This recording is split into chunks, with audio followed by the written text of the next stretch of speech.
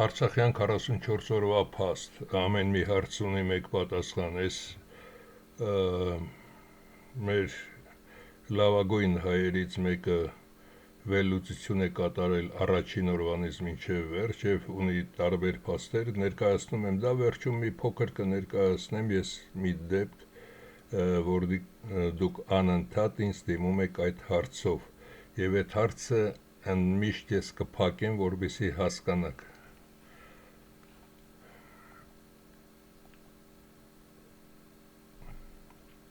Ով է ծախվածը։ Արցախի նախագահ Արայիկը պատերազմից առաջ իր հողերը վաճառել էր ու Ստեփանակերտ էր բերել իր կոմբայնները։ Բոլորդ էլ գիտեք, բայց այս մարդը գրի է առել։ Դավիթ Տոնոյանը իմանալով հանդերձ հարձակման մասին Հայաստան էր վերադարձել սեպտեմբերի 29-ի գիշերը հատուկ թռիչքով։ Նոյեմբերի 7-ին, երբ մարտեր էին ընթանում Շուշիի համար, Արայիկ Հարությունյանը դատարկում էր Ստեփանակերտը, պատճառաբանելով, որ հարձակում է լինելու Ստեփանակերտի վրա, մինչդեռ ոչ Շուշին էր ընկել, ոչ էլ հարձակում կար։ Հոպը Շուշիից հանել են նոյեմբերի 7-ին, երբ դեռ մերոնք պահում էին Շուշին։ Սեպտեմբերի 30-ին վարչապետն արգելել էր համալրել բանակը պահեստային զինծառայողներով, փոխարենը պահանջում էր ուղարկել առաջին գիծ կամավորներին, որոնք համապատասխան փորձ չունեին և նրանց ժամանակ էր պետք տարրական բաներ սովորելու համար։ Կամավորներին բաց բեռնատարներով էին տեղափոխել դիրքեր, դարձնելով նրանց բաց թիրախ սնթների համար։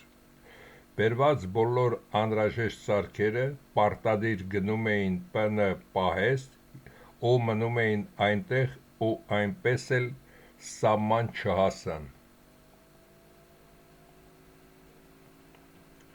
Դասալիկ հրամանատարների նկատմամբ ոչ մի քննություն չի կատարվում։ 500 զրահատեխնիկա նվիրվեց թուրքերին ու դեռ պարզաբանում չկա, թե ինչպես կարող էր անվնաս այդ քանակի զրահմեքենա մնար թշնամուն։ Նահանջելուց զինպահեստները չէին պայթեցվել և թողնվել էին թշնամուն։ Ես ինքս դա տեսել եմ նույնպես։ Նահանջի ժամանակ բոլոր կամուրջները թողնվել էին անվնաս ադրբեջանական զորքերի անխափան առաջխաղացման համար։ Թիկունքում և ճակատում հայտնաբերված բոլոր լրտեսները ունեին հայկական անձնագրեր, որը ենթադրում էր, որ դրանք բաժանվել են Հայաստանի Հանրապետության տարածքում ու դեռ այսօր ոչ մի պատասխանատու չկա։ Արայիկին զեկուցվել է, որ կիրակի օրը սեպտեմբերի 27-ին հարձակվելու են Արցախի վրա, ինչին նա պատասխանել է, որ երկուշաբթի կգաս, կխոսենք։ Օգոստոսին, երբ Թուրքիան ու Ադրբեջանը միասին զորավարժություններ էին անում և ինչպես խոստովանեց վարչապետը, որ իրենք տեղյակ են եղել սպասվող պատերազմի մասին, վարչապետը մեկնել է արձակուրդ և Հայաստանում ակտիվացրել էին Լիդիանի աշխատանքները Ամուլսարը բացելու համար, փոխանակ պատրաստվեին պատերազմին։ Հրադադարից հետո Շուշիից բերված բազմաթիվ զինվորներ գլխից էին խփված կոնտրոլնի, որը ենթադրում է, որ մահացած չեն եղել նրանք, այլ վիրավոր են եղել ու հրադադարից հետո կարող էին որոշ տեղեկություններ փոխանցել մեզ։ Էսպես եղել է առաջին Արցախյանին և ավելի դավաճանական երկրորդ պատերազմի ժամանակ։ Այժմ դիտեք այս նկարը, ամերիկյան գործակալները և այստեղ ձեզ շատ ծանոթ Միքայել Մինասյանը, Սերժի փեսա, այդպես են ասում, Վիգեն Սարգսյանն է այստեղ, Դավիթ Տոնոյանը և Հայկ Քոթանջյանը։ Եվ սրանք ում են ծառայել, այս բոլորը ում են ծառայել։ Այստեղ ներկայացված է Միքայել Մինասյանը և այդ անձնավորությունները նույնպես, և այստեղ ներկայացված են բոլորը, կարող եք, ովքեր ցանկանում են, նաև անգլերեն կարդալ այս ամենի մասին։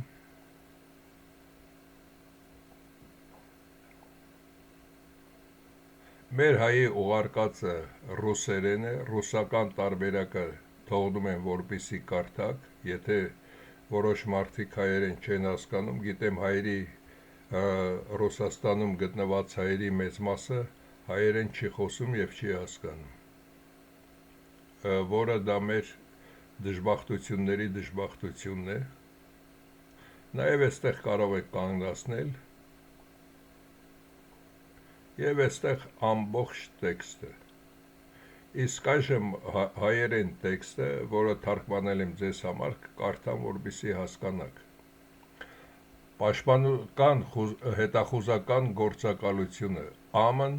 պաշտպանության կցորդի օգնական Ջուշաու Մալֆորդը նկարում կա, կարող եք նայել ով է։ Հայաստանում անմիջականորեն կապված է այս գործողության հետ։ Մերֆիի մյուս ենթակաները նույնպես պարտականություններ են կատարում ոչ միայն պաշտպանական կցորդի գրասենյակում, այլև կատարում են ռազմական հետախուզության կողմից իրենց վերապահված այլ գործառույթներ։ Մասնավորապես Էրիկ Լարսենը ԱՄՆ պաշտպանության սպառնալիքների նվազեցման գործակալության ներկայացուցիչն է և վերահսկում է Հայաստանում գտնվող ԱՄՆ ռազմական բիոլաբորատորիաների ցանցը։ Դրա համար շշմացեք, ոչ մեկիդ պետն էլ չի, ինչ է կատարվում, մինչդեռ Մայքլ Էնդրյուս Բաշանը ռազմական հեղաշրջումների փորձագետ է։ Այս հետախուզական սպաներից մի քանիսի համար Հայաստանը նրանց առաջին նշանակումը չէ Հարավային Կովկասում և ԱՊՀ-ում։ Ֆիլպուտը նախկինում ծառայել է Վրաստանում, Լարսենը Մոլդովայում, Ուկրաինայում և Ադրբեջանում, իսկ Բաշանը Ուկրաինայում։ Սակայն հետաքրքիրը նույնիսկ ամերիկյան միջգերտեշտական հետախուզական ցանցի բնակության կազմը չէ, այլ դրա ներթափանցման խորությունը Հայաստանի Հանրապետության կառավարության և հանրային կառույցներում։ Վերոհիշյալ բացահայտումներում նշված ԱՄՆ գործակալների թվում են այնպիսի բարձրաստիճան պաշտոնյաներ, ինչպիսիք են պաշտպանության նախարար Վիգեն Սարգսյանը և արտակարգ վիճակների նախագահ Դավիթ Տոնոյանը։ Կարծիք կա, որ ներկայիս պաշտպանության նախարարը աշխատանքի է ընդունվել 18 տարի առաջ Ֆլետչերի իրավունքի և դիվանագիտական դպրոցում ԱՄՆ սովորելու տարիներին, իսկ արտակարգ վիճակների նախարարը ՆԱՏՕ-ում Հայաստանի մշտական ներկայացուցչի պաշտոնում աշխատելու տարիներին 2005 թվականին։ Սարգսյանների օգնականներն են դեսպան Ռոբերտ Մելսը և պաշտպանության կցորդը Բեն Մերֆին, իսկ Տոնոյանի օգնականը պաշտպանության կցորդի գրասենյակի աշխատակից Լարսենը։ Բոլորի նկարներն էլ կա, կարող եք դիտել։ Հայաստանում ԱՄՆ հետախուզական գործակալությունը բացահայտող հրապարակումների հեղինակների խոսքով Տոնոյանը, որը կոչվում է Սարգսյանի հովանավորյալ և աջ ձեռք, պատասխանատու է Հանրապետությունում ամերիկյան կենսալաբորատորիաներ հիմնելու նախագծերի իրականացման համար։ Ռազմական կենսալաբորատորիաները, որոնք սկսել են զանգվածաբար բացվել ԱՊՀ երկրներում, գործում են լիակատար գաղտնիության պայմաններում։ Կան նույնիսկ լուրեր, որ այն երկրների իշխանությունները, որոնք թույլատրել են իրենց տարածքում նման ամերիկյան օբյեկտների գործունեությունը, տեղեկություններ չունեն այդ լաբորատորիաների գործունեության մասին։ Այն ամենը պատրաստ հող է ստեղծում լայնածավալ լուրերի համար։ այնուամենայնիվ նախարարի մանրակրկիտությունը, որի պարտականությունների մեջ է մտնում հանրապետության բնակչության պաշտպանությունը, տարբեր մարդածին և բնական աղետներից կարող է լինել հենց այն սպառնալիքների աղբյուրը, որոնք արտակարգ վիճակների նախարարությունը նախատեսված է մեղմելու համար։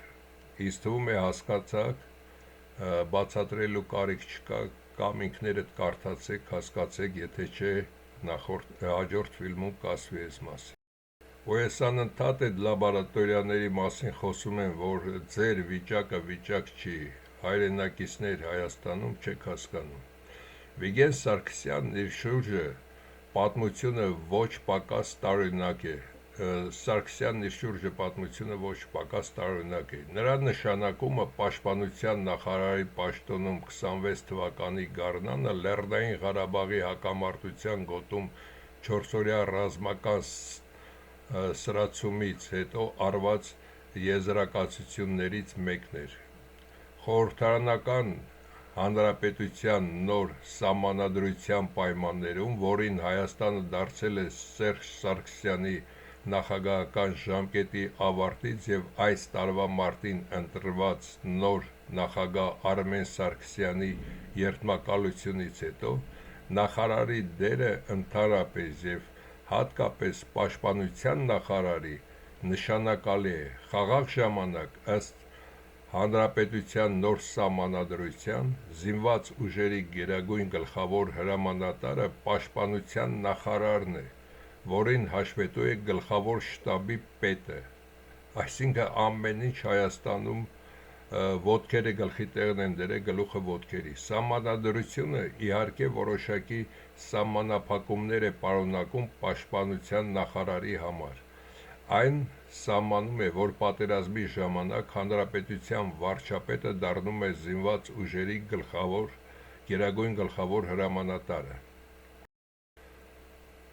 Սահմանադրությունը պարտավորեցնում է պաշտպանության նախարարին ղեկավարել հանրապետության զինված ուժերը Անվտանգության խորհրդի կողմից սահմանված հիմնական պաշտպանական ուղեցույցների շրջանակում։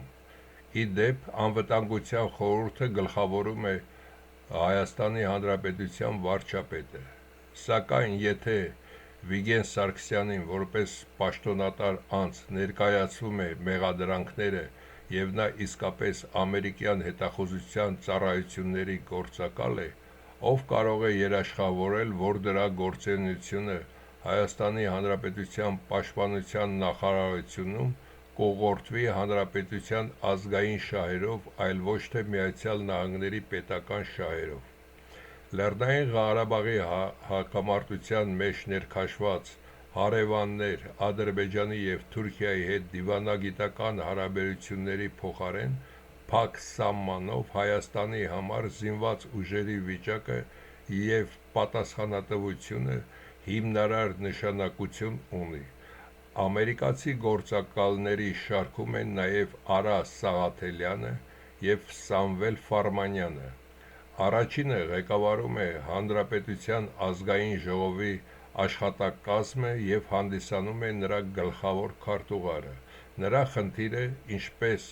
հանձնարարվել է իր ամերիկացի օգնականներին,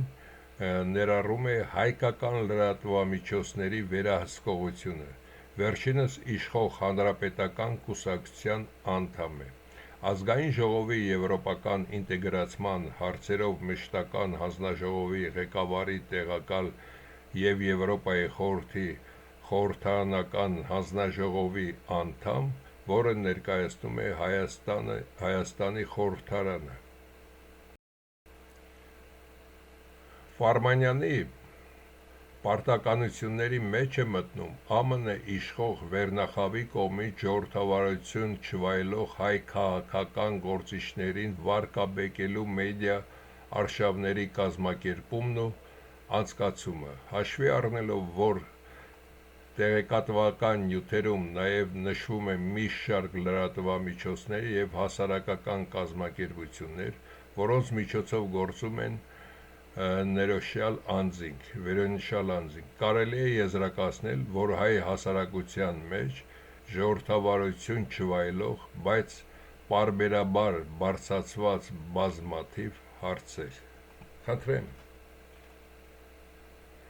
որևէ մեկդ այս մասին շատ ԱԱԾ-ն եւ շատ մարդիկ տեղյակ են եղել, որևէ մարդ, որևէ մի կազմակերպություն Հայաստանում սրանց դրել է մխել, որ մինչև վերջ ասեն, հետո հրապարակայնորեն գնդակահարվի կամ որևէ մի բան, ոչ։ Եվ այս ցուցակը կարելի է լրացնել հազարներով կարելի է լրացնել։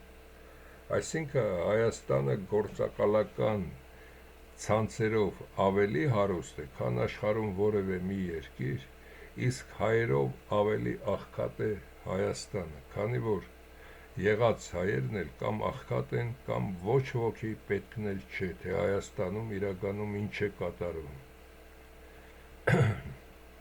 Քորի խոստովանական սուտը։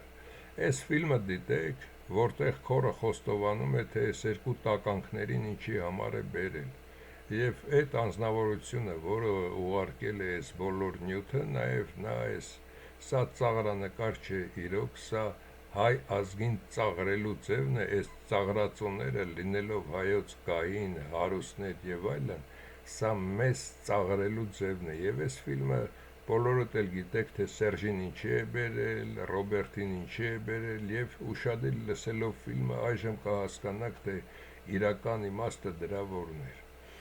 Այժմ Կոկոլը եւ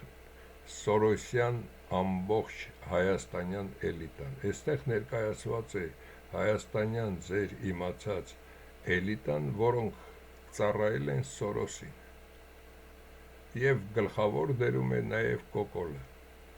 Իսկ Կոկոլը ինչ է ասում։ Ադրբեջանը եւ Թուրքիան մեր սահմանակից պետություններն են, մեր հարևաններն են եւ պետք է նրանց հետ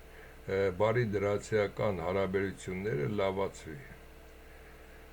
Հայաստանը Թուրքիայի համար ճանապարհ է դեպի Ասիա, Տուրքիան Հայաստանի համար դեպի Եվրոպա, Ադրբեջանը Հայաստանի համար Կենտրոնական Ասիա դեպի մուտք, Հայաստանը Ադրբեջանի համար դեպի Թուրքիա եւ դեպի Եվրոպա։ Այս տականքը սա ասել է 2001 թվականին։ Ինչ եմ սա ներկայացնում, բոլորդ էլ գիտեք, քանի որ Հայաստանում այսօր մեդիան, քաղաքական գործիչներ, ձեր իմացած այդ հայտնի տականքներ, մականքներ, բոլորը ովքեր կան, նրանք ներկայացնում են, որ Նիկոլի հեղափոխությանը աջակցեցինք, քանի որ Սերժին չէինք ուզում եւ Նիկոլը հեղափոխություն էր անում։ Իսկ ես կարող եմ տեղյակ չլինել, Հայաստանում չեմ եղել երկար ժամանակ, կյանքիս կեսը, եւ որոշ մարդիկ։ Իսկ Հայաստանում գտնվածները բոլորդ էլ գիտեիք, որ Նիկոլը եւ այս մասին է ասել, եւ Նիկոլի գրքի մասին գիտեիք, եւ Նիկոլը իր այդ մեդիայով ինչի էր ծառայում, սրան նրան շանտաժ անում։ Բոլորդ էլ գիտեիք, եւ այստեղ, երբ որ ասում եմ, այս պոռնիկները, նաեւ Զարոյի Փոստանջանը կողմ ժամանակին, այս բոլորը դրանք ծախված են եւ այստեղ Սորոսի գրասենյակի նաև նախագահին կնշենք հաջորդ ֆիլմում, թե ինչեր էր նա կատարում, եւ կհասկանաք, որ այստեղ Հայաստան չկա, այստեղ մի բուրդել է, որտեղ ամեն մեկը վաճառում է իրեն համապատասխան գնով եւ որքան կարող է շատ վաստակի։ Բոլորն էլ, եւ եթե հիշեք Նարիմանով Սերժի ասածը, սա ոչ երկիր է, ոչ էլ երկիր կդառնա, այսինքն միայն թալանեք, ավիրեք, ոչնչացրեք այդ ամենը։ Ողջ Հայաստանի, նաև այդ անձնավորությունը, որը ուղարկել է այս ֆիլմը, նա ամեն օր Արցախյան պատերազմի ժամանակ, որքան զոհ ենք տվել, այդ թվերը բոլորը նա գումարել է պաշտոնական թվերը։ Եվ այստեղ ինչ է գրանցվում դեկտեմբերի 7-ի դրությամբ, այստեղ Հայաստանն է, Հայաստանի բանակը, այստեղ Արցախի բանակը, մահացածների քանակը Հայաստանից 10,764, Արցախից 3422, վիրավորների քանակը Հայաստանից 16364, այս թվերին մոտ ես ասել եմ այդ ֆիլմերում, Արցախից վիրավորները 6000 հոգի, կորածների թիվը 763 Հայաստանից, 234 Արցախից, ընդհանուրը զոհվել են երկու կողմից 44 օրվա պատերազմի ժամանակ Հայաստանից և Արցախից 14286, Նիկոլի ասաց 5000-ը իրականում այս թիվն է, վիրավորների քանակը 22400, որոնք անդամահատության են նաև ենթարկվել, անհայտ կորածների թիվը 997, 1000 մարդ է կորել, ոչ ոքի պետքը չէ, ոչ բարեկամների, ոչ հարազատների, և Հայաստանի և ընդհանրապես աշխարհի նոր մոդելը 20 թվականի, Սպուտնիկով են ձեզ հսկում, ուղեղը անջատված է, չիպավորված և դատչիկ է դրված ձեր վրա, սոցիալ դատչիկ, առանց սեռի, ամեն տարվա այդ սրսկելով, վակցինաներ տալով ձեզ, միայն ուտել,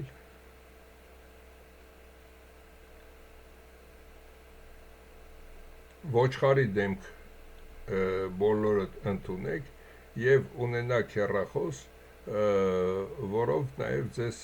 և հսկում են և դուք կարող եք կեղծ լուրեր նայել, խնդրեմ, թե նաև այդ պատերազմի ժամանակ հեռախոս օգտագործելը ոչ թե կապի հատուկ ռազմական միջոցները ինչի բերեց և ինչ տվյալներ ունենք, այժմ արդեն այդ մեր լավ հայի ուղարկած վերջացնենք, շատ կարճ ֆիլմ եմ այսօր ստեղծել, միայն պատիվ, եթե այս պոռնիկի վաստակը պատիվ ունենար, այս քարտեզը դոշին չեր կպցնի, երկրորդը չեր գա այստեղ, երբ որ գիտեր, որ իրեն ոչ միտեղ չեն սիրում, և այստեղ էլ ասում է, որ սուս մնացեք, մեկ պատժի այդ երեխեքին և այլն իբր, բայց այս ամենը թողնենք մի կողմ, այժմ այլ բան եմ ձեզ ներկայացնում, որը ես միշտ ասել եմ, սիրելի հայաստանցիներ և հայեր, միշտ շեշտում եք 111-ը, Մուրադ Խալթեցին, ՎԺՏՄ-ը, ինչի չեն ձեզ օգնում, այժմ պատասխանեմ այդ հարցի, և սրանից հետո մյուս անգամ նման հիմար հարցեր չտաք ինձ, թե ինչի չեն ձեզ օգնում, կոկոլը կանգնած էր այստեղ, սա դուրս է գալիս կանգնած էր այս մասում, չէ, և մոտ հեռախոսային մի ֆիլմ կա, մի 8 րոպեից ավել կանգնել էր, այժմ դիտարկում ենք էստեղից,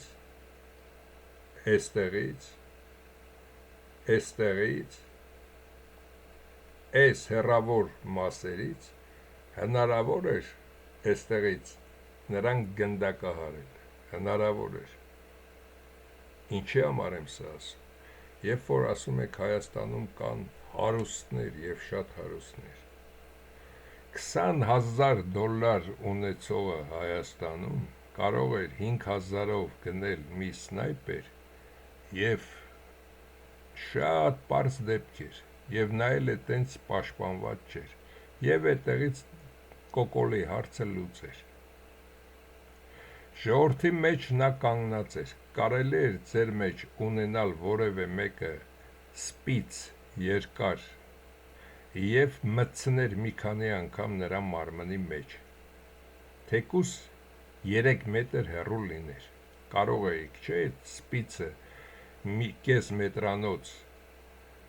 ձեր պլաշի տակ թաքցնել, հետո մեկը մյուսին կպցնելով, իսկ երբ որ սպիցով ես մարդուն հարվածում, աղիները ծակում է և նրան չեն կարողանում այլևս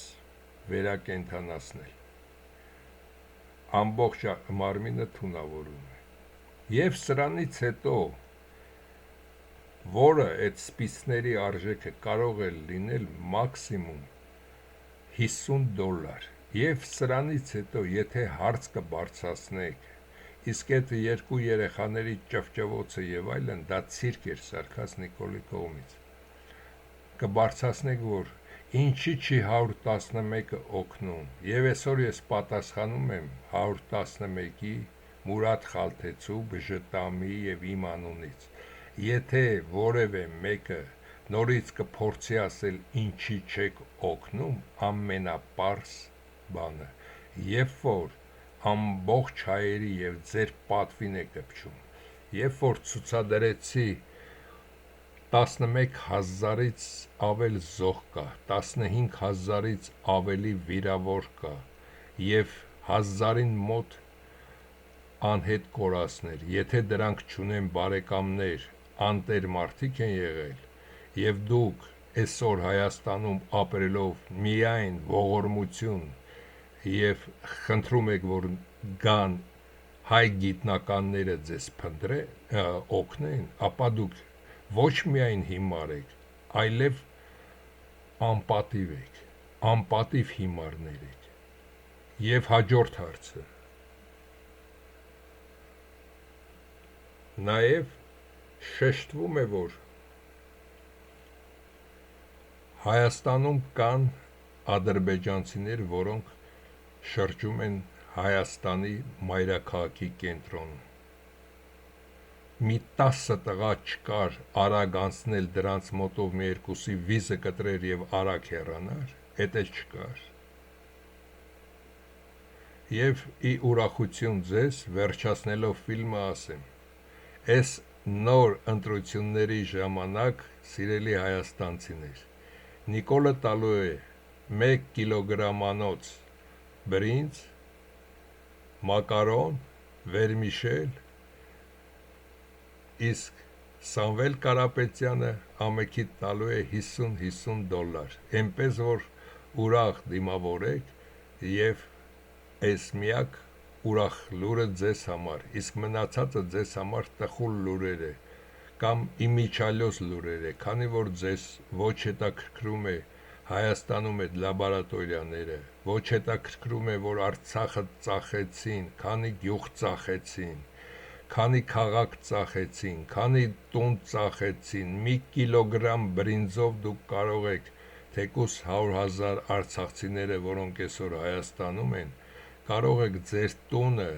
ձեր նախնիների գերեզմանը մոռանալ մի քանի կիլոգրամով վաճառել ձեզ կամ վախենալ, որ ձեզ կարող են ինչ-որ բան անել,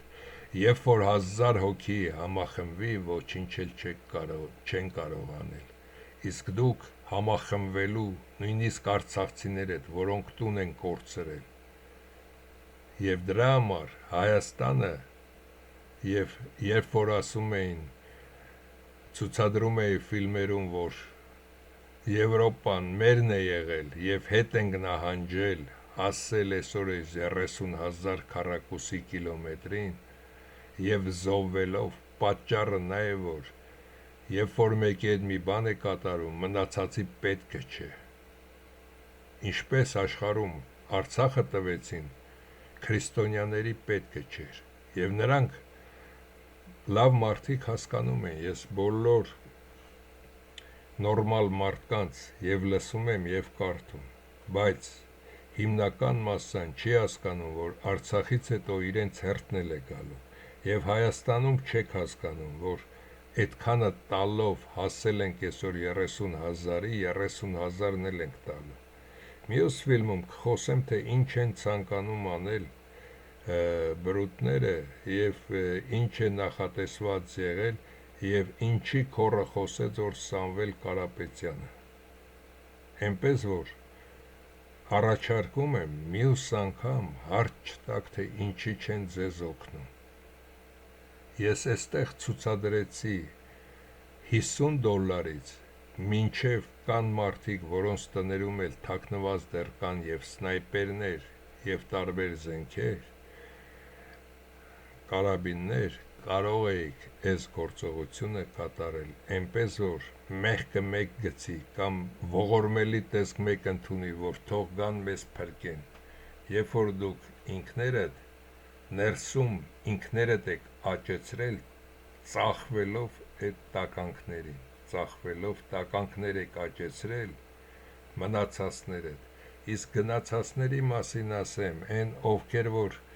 համարվում էին Հայաստանում ռուսական էլիտա, այսինքն ռուսական դպրոցներ էին սովորել և ծնողները պաշտոնի էին, հավաքած ոսկի ունեին, անմիջապես թռան Ռուսաստան, հայրենիքը նրանց պետք չէր, Մոսկվան էր նրանց հայրենիքը և Հայաստանում կհիշեք նրանց մեծ մասը ռուսերեն էր խոսում, և դրանից հետո երկրորդ մասսան 93-94 թվականին, որ սկսեցին մասսայաբար հեռանալ, ոչ թե պայքարել լևոնիզմը կահանկեց անելու համար, այսօր ձեր ճակատագիրը և Ռուսաստանում և Եվրոպայում ավելի վատ է, քան և աշխարհում, հատկապես նահանգներում, քան Հայաստանում, քանի որ դուք բոլորդ հաշվառված թիրախ եք, այսքանը։